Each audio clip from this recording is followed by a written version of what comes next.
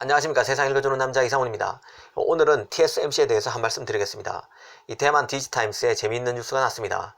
이 TSMC가 우한 폐렴 사태에도 불구하고 생산에 영향을 받지 않고 있다는 뉴스였습니다.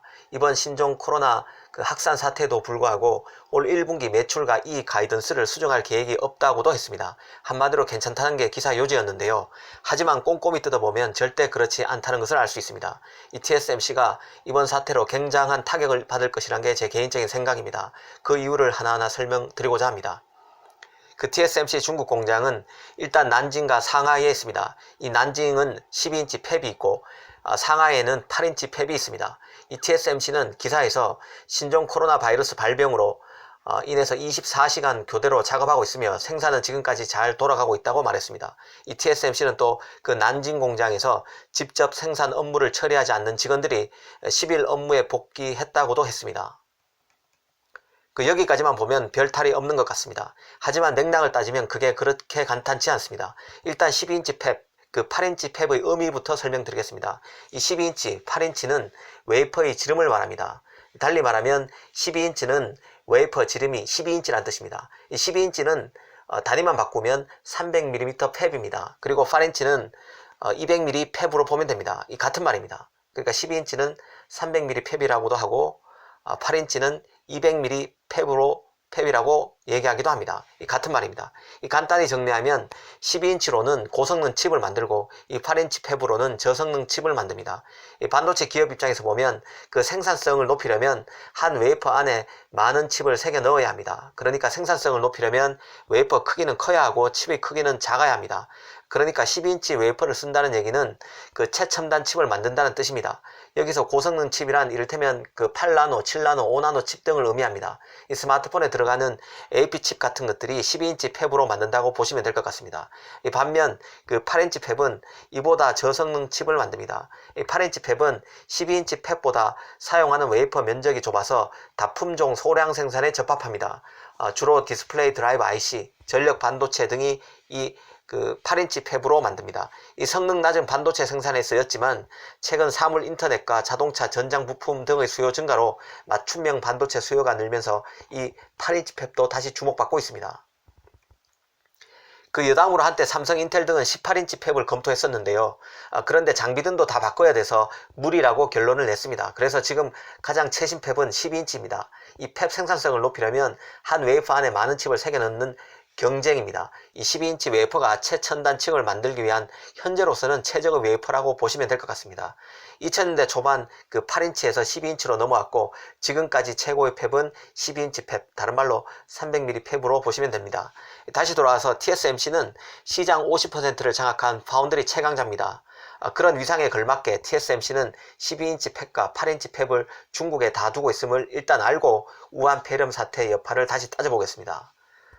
우리가 특히 주목해야 될 게 TSMC 12인치 팹이 있는 난징입니다. 이 난징은 대한의사협회가 발표한 신종 코로나 감염 위험이 높은 상위 6개 지역 중 하나입니다. 한마디로 위험지대입니다.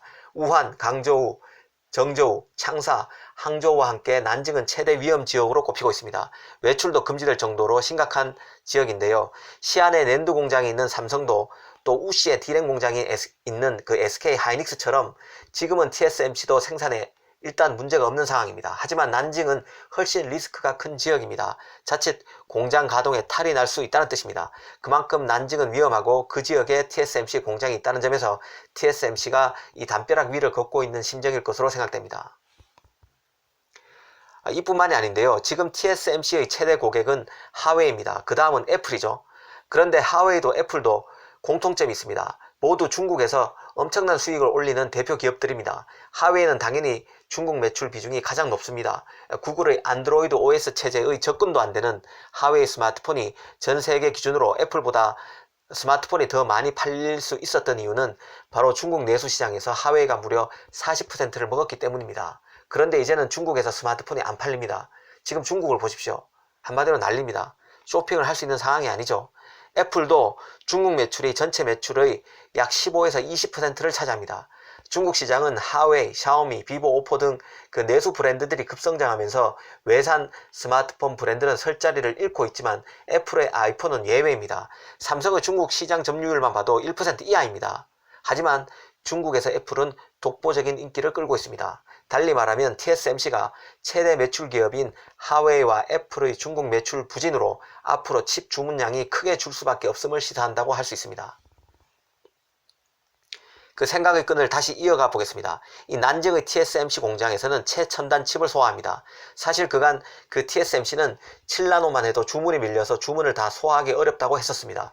그런데 이번 우한 사태로 하웨이 그리고 애플 주문량이 크게 빠질 수밖에 없어서 다시 사용할 수 있는 팹 공간이 늘어날 것입니다.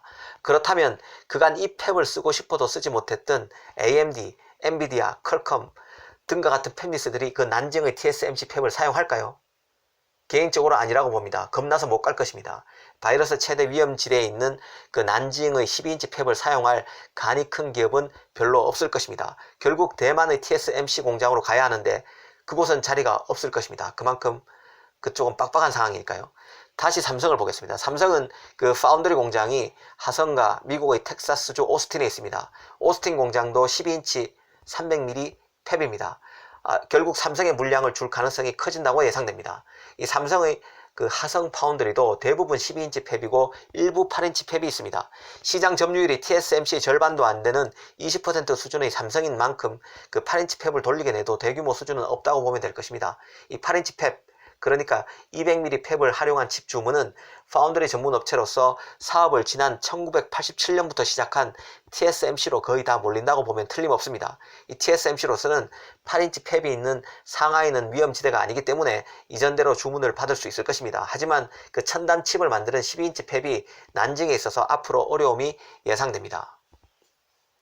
당장 그 TSMC 파운드리를 활용하는 미디어텍만 해도 중국 휴대폰 시장의 수요 붕괴로 인해서 올 1분기에 15%의 수익 감소가 예상된다는 보도가 오늘자 디지타임스에 났습니다. 이틀 전만 해도 5에서 10% 수익 감소가 예상된다고 했는데 이틀 새 다시 5에서 10%포인트가 늘어난 것입니다. 모바일 AP 업체인 퀄컴과 인텔, AMD, 엔비디아 등도 상황이 크게 다르지 않을 것입니다. 이 TSMC로서는 수요 감소에 따른 실적 악화가 예상되는데 최대 고객의 중국 의존도가 삼성 파운드리보다 훨씬 심하기 때문에 그 실적 악화 정도가 더 클 수밖에 없을 것으로 보입니다.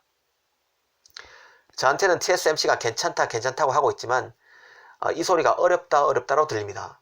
물론 이런 가정은 우한 폐렴 사태가 길게 간다는 가정하에 한 것인데요. 가정이지만 그 가능성이 높아 보이는 상황입니다. 앞으로 TSMC 여파를 잘 살펴볼 필요가 있을 것 같습니다. 감사합니다.